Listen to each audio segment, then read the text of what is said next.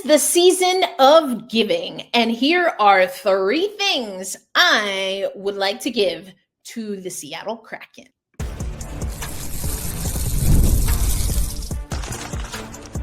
You are Locked On Kraken, your daily podcast on the Seattle Kraken, part of the Locked On Podcast Network, your team every day. Hey, what do you say, Seattle hockey fans? Welcome to another episode of Locked On Kraken, part of the Locked On Podcast Network, where we bring you your favorite team, the Seattle Kraken, most days, every single day. That is that they're your favorite team probably most days. But either way, we bring you Kraken news every single day. Erica Ayala, your host of Locked On Kraken. If you're watching on video, hello, YouTubers. I do not have a festive Seattle Kraken hat yet, but also these go back to when I was bartending back in New York, and we had a guest that would gift these. So it seemed apropos for this episode where I'm going to tell you 3 things I want to gift the Seattle Kraken. Before I do that, I want to let you know today's episode brought to you by our friends over at FanDuel. You can start the season big with a big return on FanDuel. New customers can place a $5 bet and get $150 in bonus bet if your first bet wins. So visit FanDuel.com to get started. Where I want to start, where shall we start? In my generous heart, unfortunately, likely, unless I unearth some new superpowers, not just my auntie vibes, I will not actually be able to gift any of these gifts to the Seattle Kraken, but that does not mean that they are outside of the purview of reality for how to get this team back on track.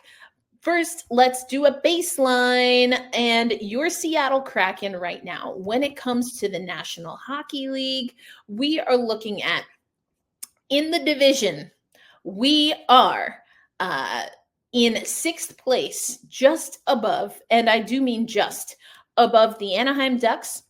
We have 32 points. We've been sitting on 32.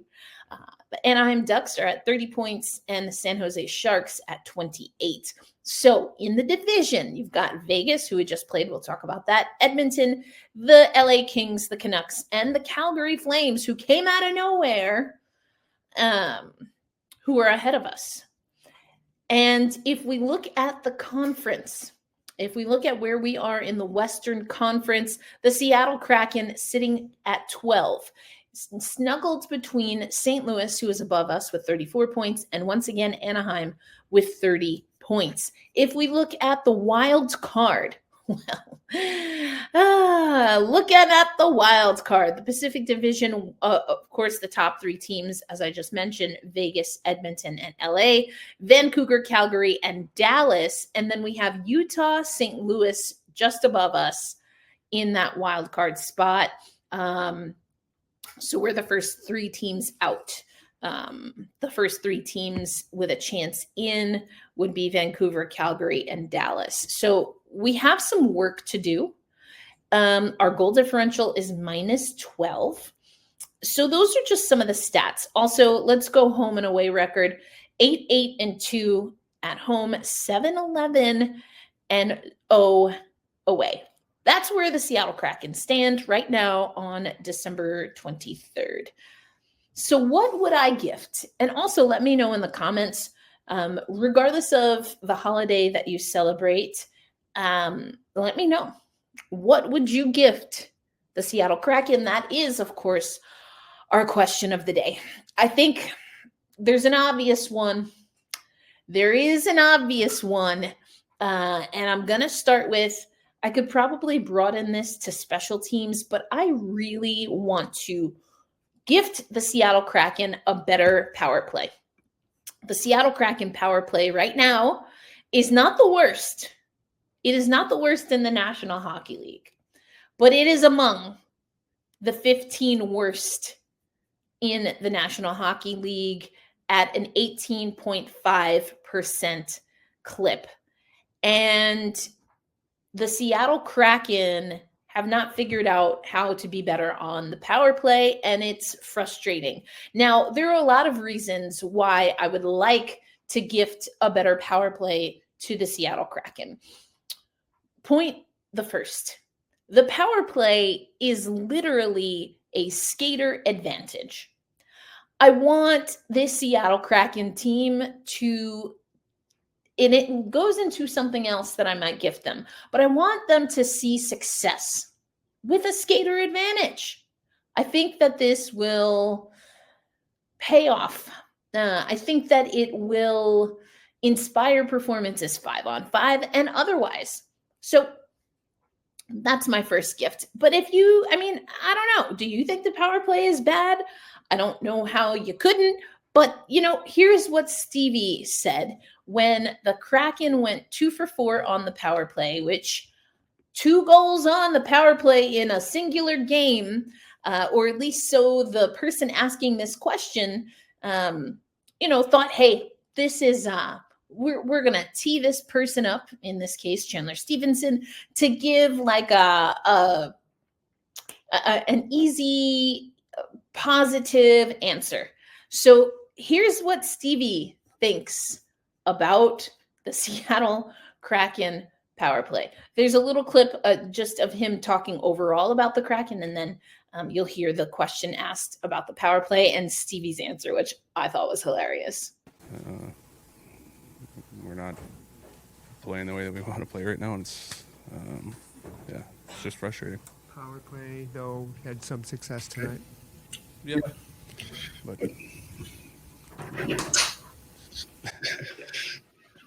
I mean, that is the answer. That is an appropriate answer.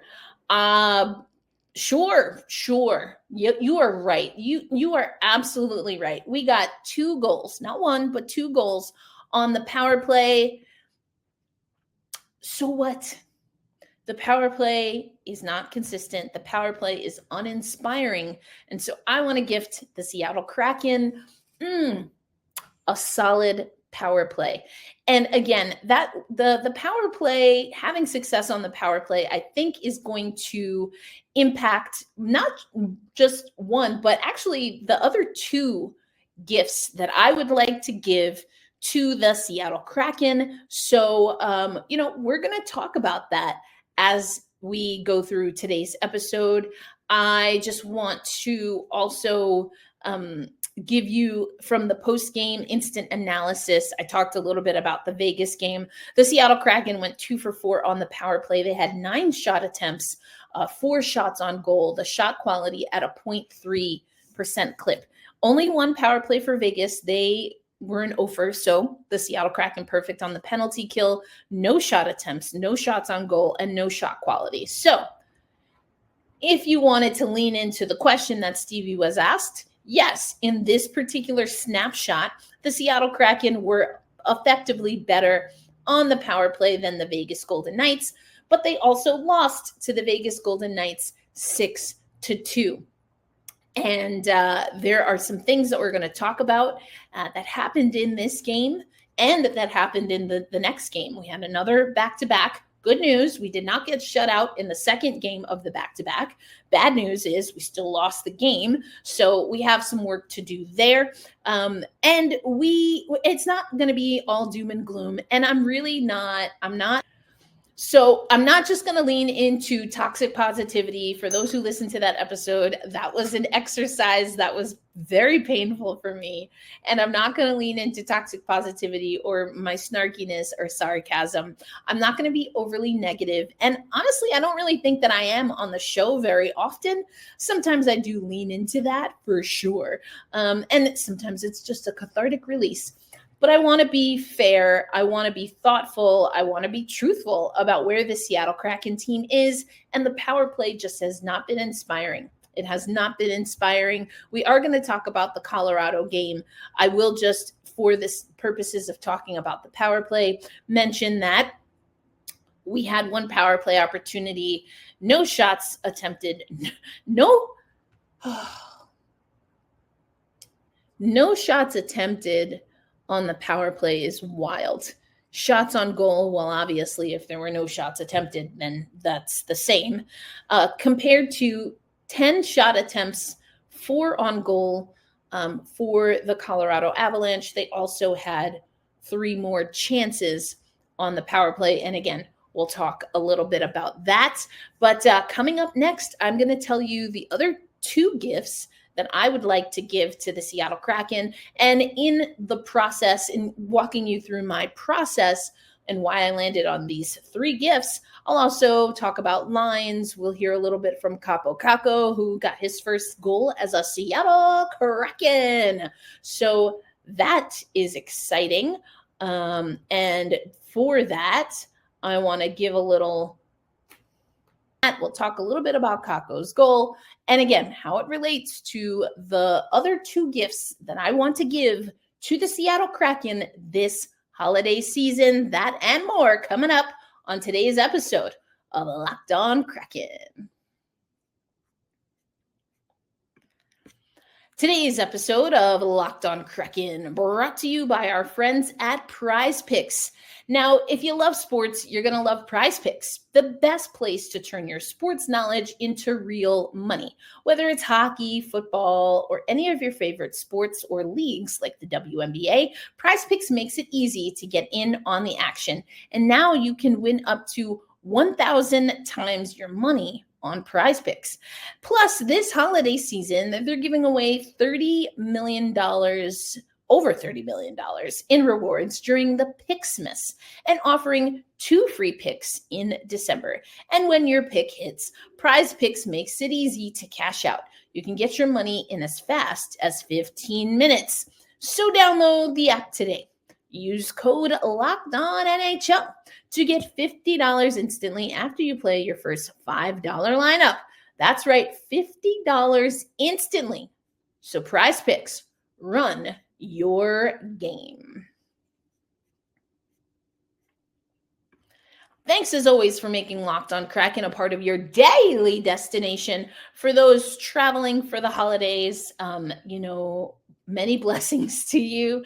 But truthfully, wishing you safe travels, wishing you happy holiday. I personally celebrate technically Christmas Eve, as well as Kwanzaa. I eat my 12 grapes on New Year's. So those are the holidays that are fun for me in this holiday season. But wishing you and yours, a very happy holiday season.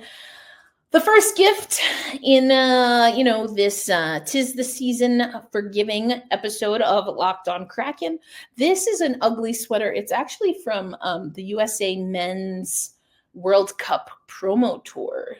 They gave this to us. So as far as ugly sweaters go, I think it's not too bad. But I talked about the power play. I mean, that seems pretty obvious. Stevie saying, oh, yeah, we scored, but the pregnant pause, right? The look that he gave, the pause that he gave, it was just telling. I think we're all there. And also Stevie, I just find to be hilarious. He's a man of few words, but they are effective. And so I hope you enjoyed that clip as much as I did. Now, here's the thing. We could potentially have an answer for special teams in Kappo Kakko. And I think that there's a lot that is happening with the Seattle Kraken right now. Kappo Kakko went through a lot with the Rangers. It seemed like a little bit of a tense time for him. We got a lot of Rangers fans that wanted to hear his his interview when he joined the Seattle Kraken. And so playing off of that, on tomorrow's episode, I am going to be squad casting with John Chick from Locked On New York Rangers. So we'll get into that a little bit more. But just like we heard from Jared McCann, we heard from Dan Bilesma, Kappo Kakko is ready for this holiday break. Now, in fairness, the players were teed up a little bit to talk about the holiday break and what it will mean for this team that is desperate for a win. But I liked Kappo's answer, and I think it goes back to one of my favorite little shticks that I do here. You got it? Do you think you got it? Oh, we talking about practice. That's right. Kappo Kakko is ready for a break, but more so, he's ready to be back in Seattle so that he has some practice time with his new teammates. Here's Kappo after the Denver game, or the Colorado game, I should say, playing the Avalanche, and what he is looking forward to in the few days rest, but especially being able to get back to Seattle on the other side of it. Take a little breath here and just think about coming back and what you can do. Yeah, I think for me and for the team also, much needed break coming up. But especially for me, it's been only games, 3 games in 4 days. Good thing, get a couple practices, kind of know how we're gonna play, I mean, I got some videos, coaches telling me what to do, but, practices you can really learn what to do and hopefully getting better. Oh, we talking about practice with Kappo Kakko. I mean, it's critically important. He is new to the system, and Dan Bylsma said this. Systems don't vary. There's not a wide, differentiation between one team and another team, but execution is different. So, no, it's not going to be as obvious gift number 2 as practice, but I will say consistency. This Seattle Kraken team needs to build consistency. And I think that comes from, yes, practice, some of these players getting to know each other, but it also comes from finding the right chemistry among the lines. You know that my favorite line as of late has been the right line alongside Eli Tolvanen on the left, Oliver Bjorkstrand on the right. It seemed inevitable that when Kappo Kakko came to the Seattle Kraken, that line would shift. And my heart broke a little bit because I thought that their tenacity, their consistency, the way that they find the puck, that they find each other is the best. Not was, but is the best. And we'll go over some of Allison Lucan's instant analysis to corroborate, to support what I'm saying right now. I didn't want that line to go. That it's like the Triple J line for me.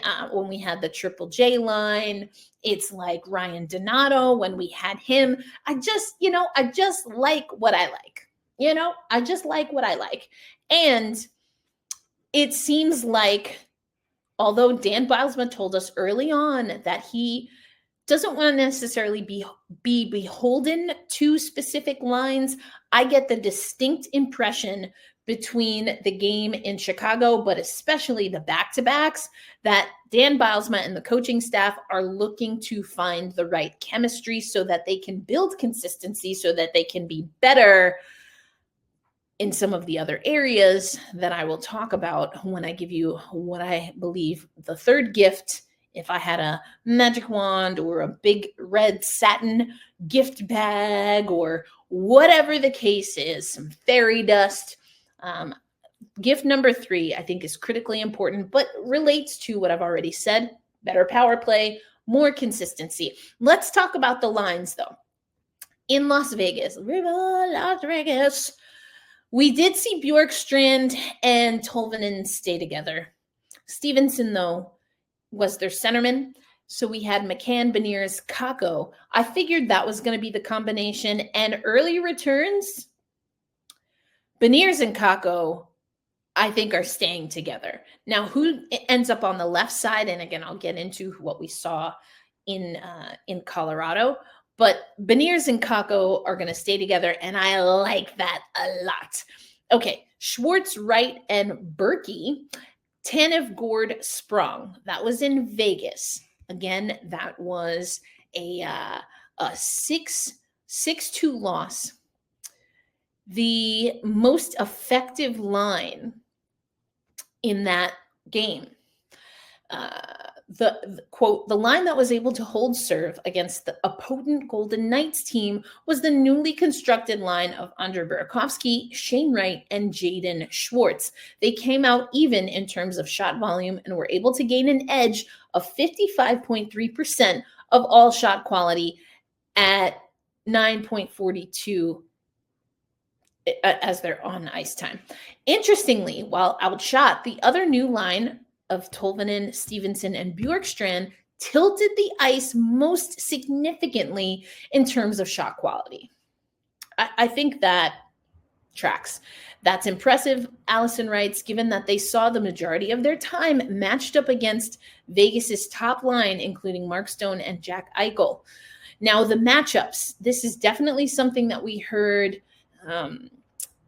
Eddie Olczyk talk about in this Vegas game. And it might be something that also instructs how much consistency we have with our lines, because I think what's happening here is that as much as we're looking for chemistry offensively, you know what's crazy is that I technically don't have defense as one of my 3 gifts, but you know how I feel about it.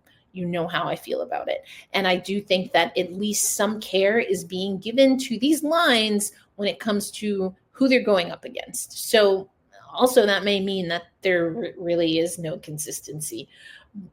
But again, I can bend that a little bit. As much as I do want some consistency with the lines, I think the consistency of the play is even more important. I'll get into what I mean by that. Okay, so what did we see in Colorado?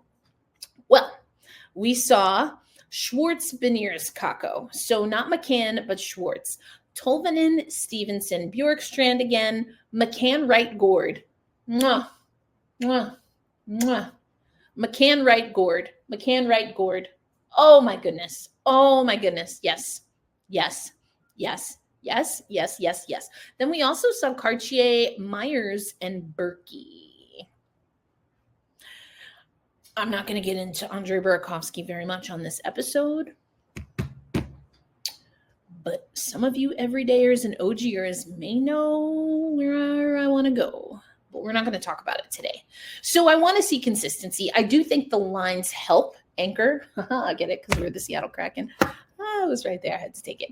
I do think the forward lines in particular will anchor the consistency, but the consistency also has to come with how we play. Against these 2 opponents, we made things very difficult by turning over the puck below the goal line, by having miscues with line changes, leaving open ice in the neutral zone for stretch passes, by not communicating defensively. So yes, I will always say we need more consistency. We need sharper minds and better attention to detail when it comes to our defensive play. You're never going to hear me not say that until it actually gets better.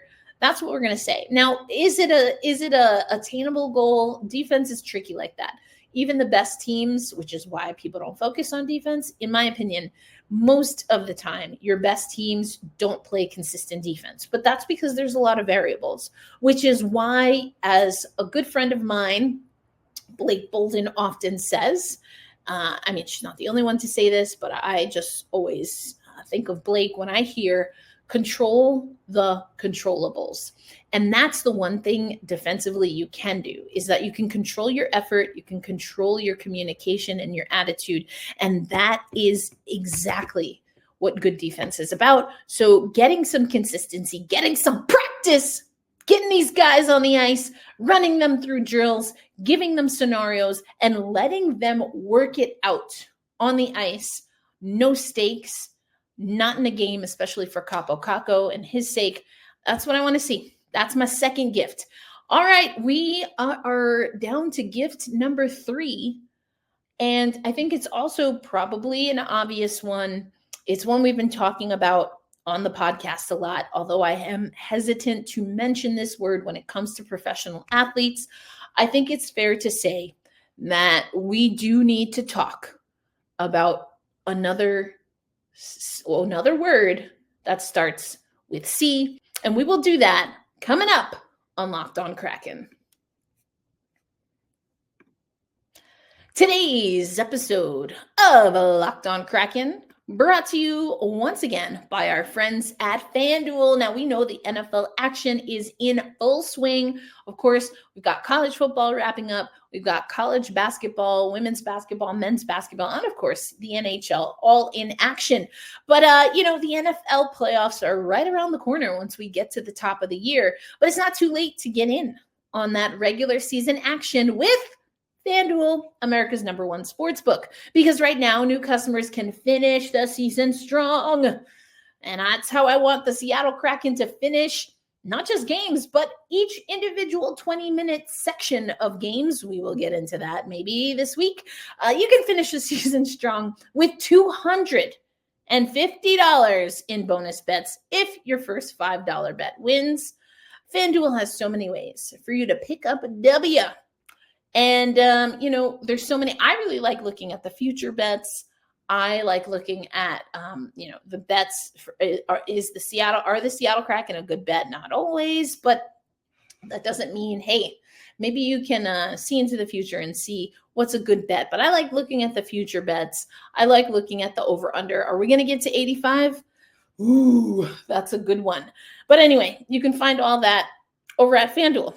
So visit FanDuel by visiting FanDuel.com to join today. That's FanDuel.com for your chance at $250 in bonus bets. I think I said $150 at the top of the show. So it's actually $250 in bonus bets.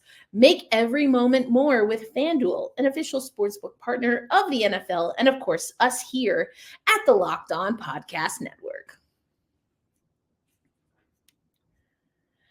All right. Thanks as always for making Locked On Kraken a part of your daily destination. Again, we have a squad cast and we are talking all things Kappo Kakko.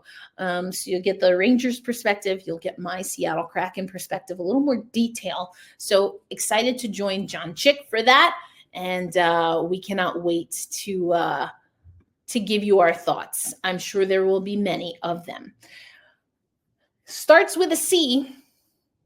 Something we've talked about. Again, if I have that magic wand, fairy dust, red satin bag, this is what I'm giving to the Seattle Kraken. It's really simple. And for the first time, I think, in franchise history, I'm a little bit concerned about confidence. So I want to give the Seattle Kraken some confidence. I think there are a lot of different ways you can look at confidence. Yes, we want these guys to get something in the back of the net, and that can spark confidence. Wins can spark confidence. And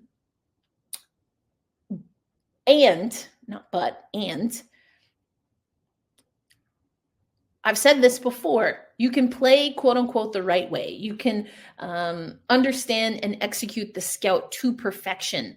That does not guarantee that you will win, because confidence is also a belief, a deep and sometimes borderline, like, what is the word I want to use? Like unrealistic confidence. Or belief in oneself, because you can't use confidence to define confidence. Just the unwavering belief in oneself. Now, we did hear from Jared McCann, and he feels that there is still confidence in the team, as far as the team has confidence in what they can accomplish, and they have confidence in each other. Now, that's interesting because when we heard from Dan Bilesma in Vegas, he mentioned confidence, but specifically confidence in teammates as something that needs to improve if this Kraken team is going to realize their potential. So I think it's probably a little bit of both. I think that you go into the world and you believe that you have confidence in yourself. You believe that you have confidence in your loved ones, your coworkers, your colleagues, your friends. You think you have confidence. You think you have faith. And then you get tested and you have to lean into that confidence more. I don't know that the Seattle Kraken have fully leaned into the kind of confidence that they need to start winning games. Does that make sense? Like, yeah, I believe in my guys, but when things get hot, do you? Do you though? Do you though? You gonna ride or die? Figuratively, please. I'm not. Anyway, are you gonna figuratively ride or die? That's your homie? For real? And I don't think that there's any disrespect happening. I just think that there have been changes. There are new faces. We've always had a more mild-mannered, meek, hello, I played you the Stevie clip, kind of leadership and kind of roster, but you need the piss and vinegar. You need the sandpaper and you need the moxie. And sometimes when you bring the moxie, it ain't polite. That doesn't mean it is disingenuous. That doesn't mean that it is mean-spirited, but it is direct. And I not only want to see this team have some confidence with how they carry the puck, how they execute on the ice, but I need a leader on this team to have the confidence that he can say the truth without hurting feelings and in service to the maximizing the potential of this team. Yanni Gourde got close. Is Yanni saying these things to his teammates? I mean, I wouldn't see why not. I'm not saying that he's not, but it just seems like maybe there need to be more consistent player-only meetings. Maybe we need to hear Yanni Gourde with that passion, that sandpaper, that piss and vinegar. Maybe we need that more. And to have the confidence and the trust and the faith that you have put in enough work in the off season, at training camp, at preseason, and oh yes, at practice, to be like, my dude, you know I love you. I'm going to tell you what, I don't love you turning over the puck below the goal line. I don't love that, but I love you. I don't love that. We got to clean that up. What are we doing? What are we doing? I'm going to help you figure it out, but it's got to get figured out today. Confidence, faith, trust, and that's love. That's love too. Like, you got enough love, enough confidence, enough pride in your team, in your teammates, and in yourself to be like, baby, this ain't working. Let's fix it. We'll fix it together, but it got to get fixed, or else we going to be looking busted out here for the rest of the season. You know what I'm like? Do you know what I'm saying? Do y'all know what I'm saying? If you feel me though, put a comment. Put a comment. Put a comment in. Put your comment. What I already said. Question of the day. I want to know what 3 gifts you would give to the Seattle Kraken, but I also want you to know. I want to know. I want you to tell me. Like, am I asking for too much? Am I asking for too much? Is it too much to ask a team of relatively grown men, adults, to just step up, have real conversations, find some sandpaper, and get it done? Confidence. And I think confidence can come from more consistent play, more consistent lines, building the trust with line mates. And it definitely can come from finding success, focusing on an area and finding success. Now, I picked the power play, but maybe the team wants to pick face-offs. Maybe the team wants to pick, and it sounds like they've done this a few times, maybe they want to focus on how many shot attempts What is the quality of the shot attempts? Maybe they want to focus on coming out the gate with the juice. But here's the thing, when you build out these goals, don't forget to make them smart, which is specific, measurable, action-oriented, time-oriented, and what is? So we want them to be specific, measurable, achievable, relevant. I think power play is pretty relevant, and time-bound. Okay, I forgot what the SMART acronym stood for, but we got it. I'm going to say it again. Specific, measurable, achievable, relevant, and time-bound. What are the SMART goals for this Kraken team? I think power play is on there. So what do we want to see? I told you we were at what? An 18.5 clip. Is it SMART? Specific, measurable, achievable, relevant, and time-bound to a month from today be 5 percentage points better.